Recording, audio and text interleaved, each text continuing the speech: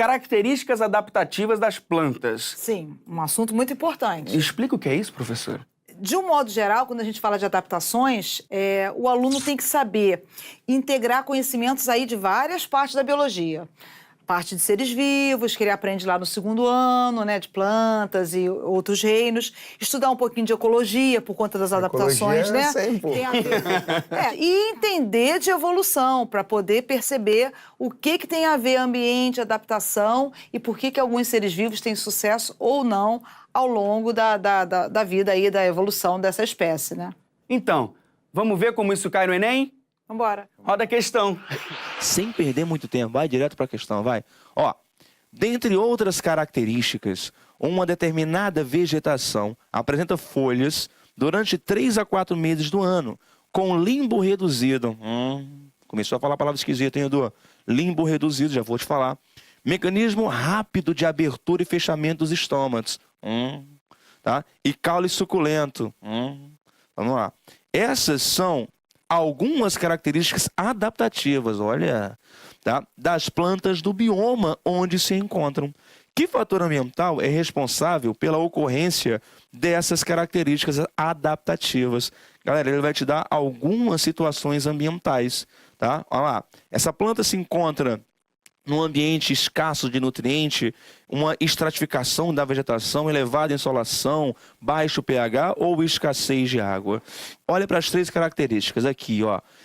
Limbo reduzido, estômatos que abrem e fecham rapidamente, mecanismo rápido de abertura e fechamento, e caule suculento. Vamos bater um papo rápido sobre isso aí? Coda aqui para mim, vai. Esse limbo reduzido é a superfície, é uma folha. Imagina uma folha e pensa num espinho, tá? Limbo é aquela parte onde você consegue, digamos assim, tocar, o espaço, é a área, a superfície de contato. Quem tu acha que tem uma maior superfície de contato, ou seja, um maior limbo, tá? Vai ser um espinho ou vai ser uma folha de bananeira, por exemplo? A maior superfície de contato, folha de bananeira, eu ouvi você falando. Se você tem um espinho com uma pequena superfície de contato, isso já é uma adaptação. Que tipo de planta tu acha que vai ser vantajoso ter um tal de espinho? Tá? Uma planta de um ambiente onde chove muito, uma planta de clima de semiárido, de caatinga. Tá mais para caatinga, uma planta cheia de espinho, né? Tá, Edu, mas qual é a vantagem disso? Galera, quanto maior o limbo, maior vai ser a quantidade de estômato. Olha para a questão. Ele fala que o estômago abre e fecha rapidamente. Deixa eu mostrar o seguinte, tá? Ó, deixa eu mostrar aqui uma folhinha, certo? Uma folhinha vermelha. Olha que folhinha bonita, certo? Eu vou pegar um pedaço dessa folhinha aqui, ó, e vou te mostrar ela aqui, ó, de frente. Tu vai ter a parte de cima aqui, ó, tá? E vai ter a parte de baixo. Essa parte de baixo aqui, ó, a gente vai ter uma aberturazinha aqui, ó. Acabei pagando tudo. Uma parte aqui, ó, onde você vai ter aberturas na parte de baixo. Vamos dar nome a isso? Tá muito esquisito? Cada negocinho desse aqui, ó, cada negocinho desse, são formados por várias células. Cada pontinha desse é o núcleo, certo? Célula, célula, célula, célula, célula, célula, célula. E aqui no meio vai ter mais células vegetais, certo? Bom, esse negócio aqui, ó, tá vendo a folha assim de frente? Olha aqui pra mim, ó. Eu peguei uma folha e eu tô te mostrando a folha assim de frente. Aqui, ó, folha de frente. Eu tenho essa parte superior e tenho essa parte inferior. Essa parte superior eu vou chamar de epiderme. Epiderme superior e embaixo fala, Gênio, epiderme o quê? Meu Deus, inferior. Olha para a questão, ó. Tu vai ter, ó, uma epiderme do tipo superior e adivinha, uma epiderme inferior. E aqui, ó, a gente vai ter um tecido de preenchimento vegetal que a gente chama de parênquima. Parênquima. E aqui na epiderme inferior, a gente tem um grupo de 2 células, chamado de células guardas, e a estrutura toda dela, a gente vai chamar de, adivinha, estômatos, galera. Para que serve esse estômato na epiderme inferior? Para isso aqui, ó, para chamadas trocas gasosas. A planta, ela vai eliminar o tal do oxigênio que a gente está respirando e vai absorver CO2. Ok? Para a fotossíntese. Só que tem um detalhe. Sempre que esse estômago está aberto, ela não libera só o oxigênio. Ela acaba liberando também, ó, água na forma de vapor. Reparou onde é que está o estômago? Epiderme superior ou inferior? Inferior, certo? Aqui em cima, a luminosidade está batendo aqui, ó. Se o estômago estivesse em cima, a evapotranspiração vegetal seria maior. Então, uma grande vantagem está o estômago na parte de baixo. Tem uma menor produção, a perda de calor, de água na forma de vapor. Só que tem um detalhe, se estiver muito quente, sempre que o estômago abre, a planta ela perde muita água. Então, uma planta que tem uma dificuldade natural de conseguir água, é vantagem você abrir o estômago rápido, capta o CO2 e depois rapidamente ela vai fechar. Isso é uma adaptação que ele descreve na questão. E a outra adaptação, lembra qual é? Caule o quê? Qual a palavrinha? Começa com suco e termina com lento? Isso, suculento. Tá? O que é isso?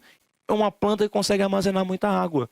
Pensa num cacto também, o nosso principal exemplo. Ele armazena, ele retém um pouco de água. Tá? Caule suculento que guarda muita água. É vantagem para um cacto guardar água? É. Ele tem dificuldade de contra a água, dificilmente chove em um ambiente árido, semiárido. Deu para entender? Então, com tudo isso, olha para as opções. Olha para a letra E, minha galera. Planta com uma baixa quantidade de água. Estamos falando de uma planta com escassez de água. Planta de deserto, árido, semiárido, beleza? Caule que guarda água, espinho, estômago que abre e fecha na epiderme inferior muito rápido. Questão muito legal e atual. Então, professora, eu me apeguei à informação das folhas que não duraram o ano inteiro. Então, eu acho que a resposta é C, elevada insolação. Mas por que você fez essa relação de muito sol e pouca folha? A observação. E você respondeu o quê? Eu vou ficar perto de você para ver se eu aprendo um pouco de biologia por osmose. Vou ficar aqui também. Falando sério, sendo bem sincero, eu não lembro o que é língua e não lembro o que é estômago. Tá? Faz muito tempo. Agora, intuitivamente, essa variação aí das folhas, 3 a 4 meses, eu chutaria quase um chute, escassez de água. Bom, olha, nenhum dos dois deu uma resposta assim absurda, embora só ele tenha acertado a questão. Mas tudo bem. Estamos aqui para aprender. Ao olhar o enunciado, você percebe que tem ali vários indícios de adaptações que estão ligadas à economia, armazenamento de água. Você pensou na folha fazendo fotossíntese, né, captando luz. Mas não esqueça que através também desse limbo, onde você tem estômatos, que são estruturas onde ocorrem trocas gasosas importantes na fotossíntese, e dentre essas trocas gasosas a planta também perde vapor d'água, né? A perda d'água numa folha larga é muito grande, né? Então, você veja, tem armazenamento no caule. A gente pensa logo em cactos, né? Suculento, isso, né? aquele caule, por exemplo, de uma cactácea, né? O mandacaru. Vamos pensar aí numa planta brasileira. Então, você pensa que tem um conjunto de adaptações ligadas a armazenamento e a evitar perda d'água. Então, é um erro comum, não é um erro absurdo, porque você pensou assim, há muito sol, muita atividade, pensa logo que vai secar a planta. Na realidade, secaria se ela não tivesse adaptações de evitar essa perda d'água, de armazenar. Agora, o cuidado mesmo nessa questão é tomar cuidado para não ir por um viés lamarquista, porque a planta não faz nada disso de propósito. Ela não tem essas adaptações porque precisa. Na realidade, o ambiente, ele não força nenhum ser a ter alguma coisa. A seleção natural, vamos lembrar aí do Darwin, né?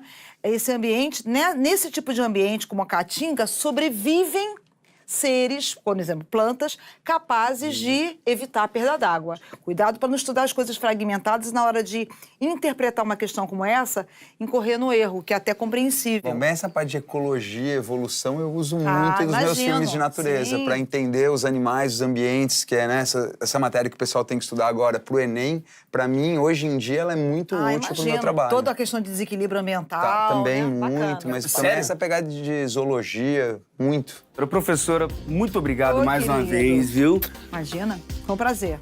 Ó, foi um prazer conhecê-lo, viu?